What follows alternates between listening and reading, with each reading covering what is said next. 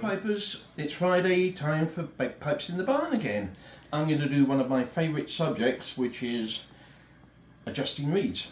So I've made something that's extremely outrageously bad to work on, but first of all I want to show you this little drawing that I've made. Hopefully it will be something that will help kind of explain what I'm doing. So this is a cross section of a reed. This is a staple, the binding, the cane and the gap in between the cane. Now this bit vibrates, the blades vibrate to make the sound. So I'm going to cut the reed down, but obviously every time you cut the reed down, this part is getting thicker and thicker and it's becoming more and more open at the same time. So we have to adjust things accordingly, and one thing leads to another. You cut it down, it's going to get hard, it's going to change pitch, and then the mouth is too big, so you make the mouth smaller, and etc, etc. But we'll go through that right now. So here's a reed that I made earlier. It's extraordinarily bad, so we will make it better. You should be able to hear how bad this is.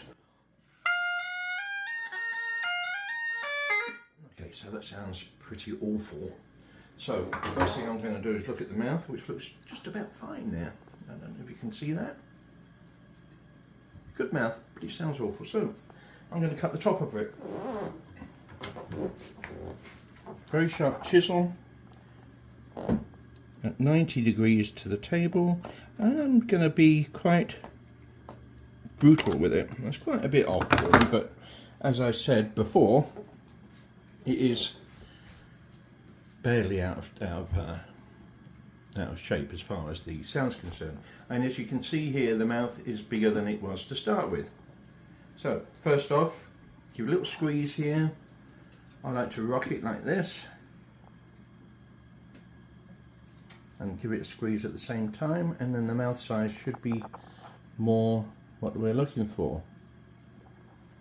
Now let's just stick that, I'll do that again because I just looked at it and it's still too big, so a bit more of a squeeze, and now it's down to where I would like it to be. And this time I'm going to put it in the pressure gauge and see where we are as far as pressure is concerned.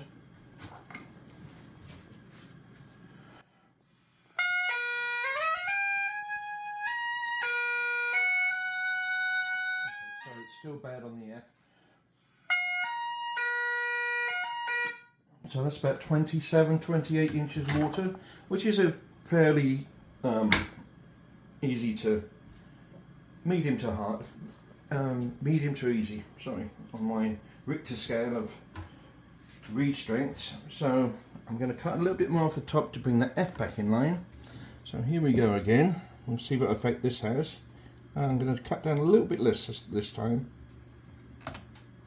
And there's the amount, as you can see there.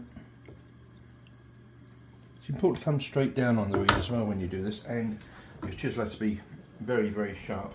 So I'm going to put this back in, and we're going to check the strength again. We should be getting closer to what we're looking for as far as the F is concerned.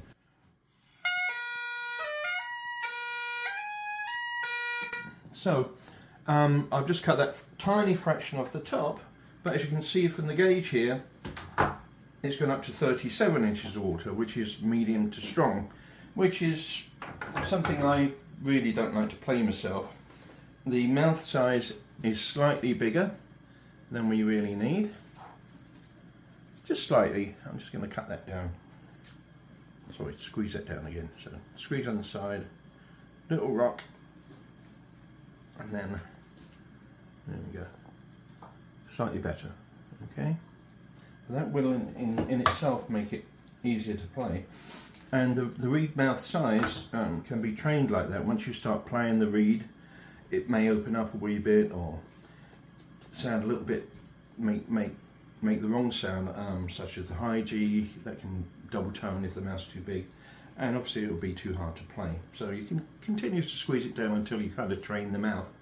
But let's have a look at this in here. I've just given it a squeeze. It was on 37. Okay, 34. I'd ideally, for me, be about 26. So I'm just going to keep working on it until it's about 26. Now, as I said before, the more you cut it down, the thicker the cane becomes. And I don't know if you'll be able to see this, but it's really quite thick at the ends there compared to the way I normally prepare them. So I'm going to take a little bit of 320 sandpaper, put it on the edge of this board, and just start to sand it down like this.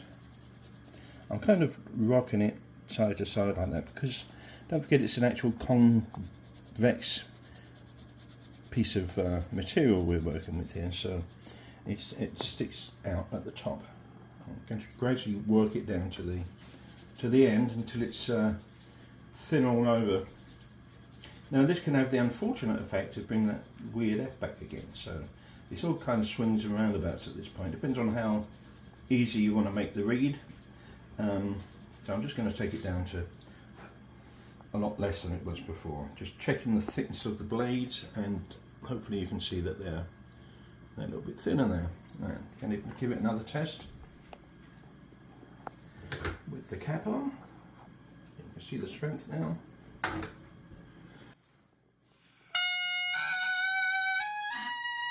Okay, we're down to 30, but we've introduced that wobbly F again, so we carry on. This is my life, adjusting reeds like this. I love it. Anyway, we'll carry on. I'm going to sand that down a little bit more.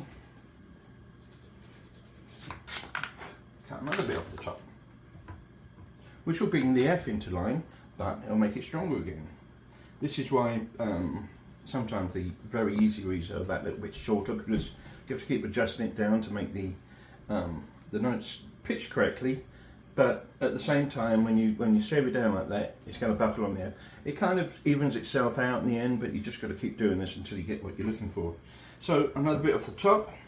Cut an even smaller part this time. Right. Check the mouth size. It's about right. It's not too bad at all. Maybe a little bit big, but sanding it off and closes that down. And sand it some more.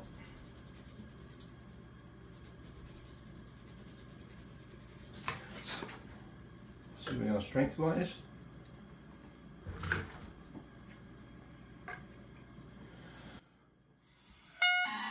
Okay, now we're up to 37. We've got that terrible high A there. Now, you may think it's time to give up on this reed, but it isn't. I'm going to be a bit more dramatic this time. I'm going to take the blade to it and start hacking away at the blades, keeping it even on each side. So if you look at it down sideways here, I'm going to start cutting into that section. Oh, that section. What section is that? This section here, down to here. Mostly in this part here. Okay, so this really freaks people out sometimes when I start doing this, because I'm removing a lot of material at once. I don't advise you doing this quite so avidly as I am. A little bit at a time, otherwise you may go too far, and it's kind of harder to get back from it if it's if you've gone a bit too soft with it or cut into it too much. I'm just going to sand it again just to even it out, because I did take a lot of material off just then. And this will also help to sort out that high A. Right. Another check.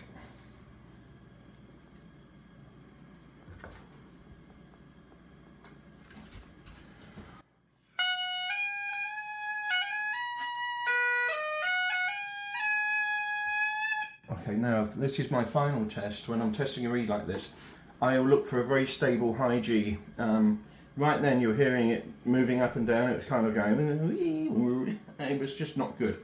It needs to be stable, and right now it's not stable because, again, it's too long. But we started to narrow it down quite a bit there, and that was about 22 inches of water, which isn't what I'm looking for. So another little bit off the top. This will make it slightly harder, hopefully to where we want it to be, about 26, and it will bring that high G into line when we play a pure high G. So once again,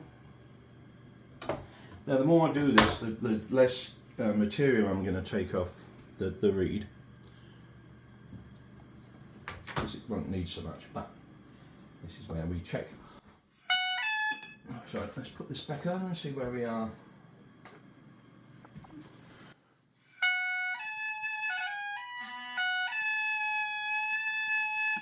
Not quite stable yet. That high A is still a bit annoying. Now, for the high A here, I'm just going to sand, so I'm going to scrape right up here without going over the tips, okay? So that's one of the first top 1/8 of an inch of the reed, more or less. Now, I haven't altered the strength, I've just altered the sound. Okay, it's clear now. So the reason it was making that noise is because there's too much material at the top now. Check it for strength again, and just check that P + high G. Once again. So,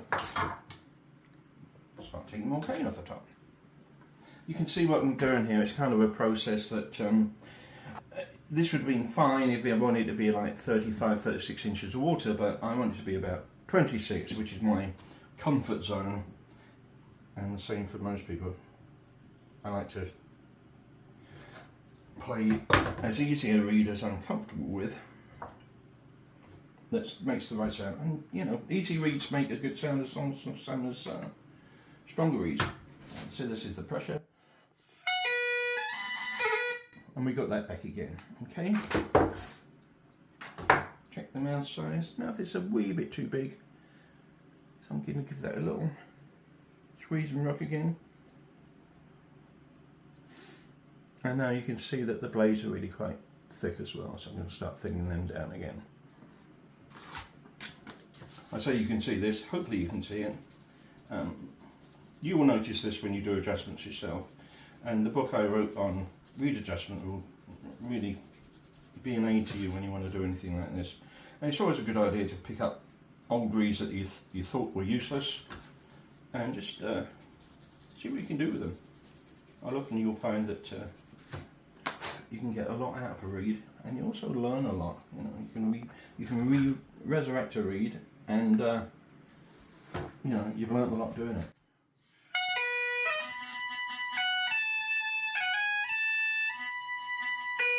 Okay, so that high is a little bit busy for me. It's always worse when you get it in the pipes. You can blow through it with the without the pipe, but you know, it's still a little bit busy. If I blow down to so it's just playing, which is where most people will play the reed. So I'm just going to do take this reed, and about 30-degree angle, I'm just going to drag it back like that. So right on the tips. Okay, but same on both sides. I'm not going to measure it for strength now, I'm just going to measure it for the high A quality. See, that's way too bad. And we'll do that again. Same thing. Nice bit of fine sandpaper.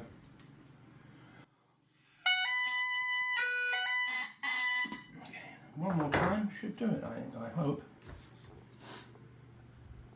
Same again.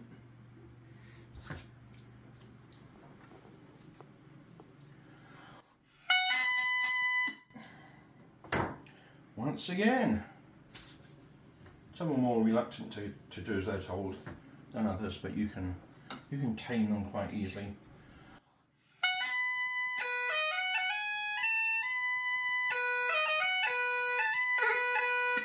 So there you have it.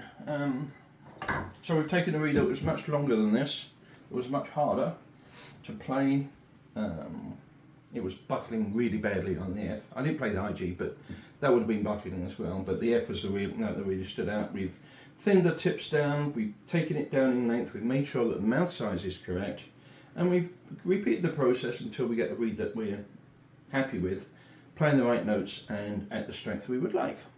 So, I hope you enjoyed that as much as I did. That was a lot of fun, and any questions, just let me know. And next week we'll do something completely different, no doubt. Anyway, thanks so much for listening and watching.